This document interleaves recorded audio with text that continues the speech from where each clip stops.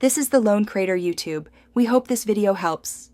In this video, I will explain how to play Need for Speed Hot Pursuit on Nintendo Switch. First, make sure your Nintendo Switch is charged and updated to the latest system software.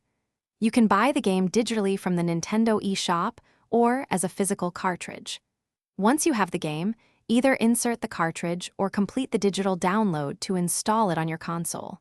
This ensures you're ready to race. Now, let's cover the basic controls.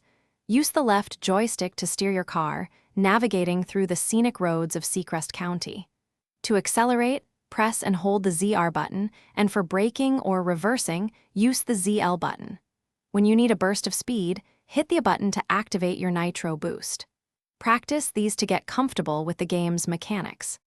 Need for Speed Hot Pursuit offers exciting game modes. Dive into Career Mode, where you can choose to play as a high-speed racer or an elite police officer, each with unique challenges. You can also compete against friends in online multiplayer or enjoy local split-screen action. Completing events earns you bounty, which helps unlock new vehicles and upgrade your pursuit tech. There's plenty to explore. For advanced play, master your pursuit tech.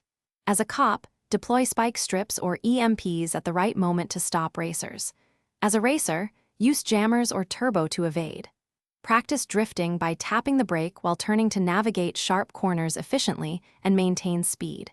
Remember to check the description below for more deals and a link to the Echo Dot smart speaker. It's a great way to enhance your gaming setup and daily life. Thanks for watching. Consider subscribing if we helped you.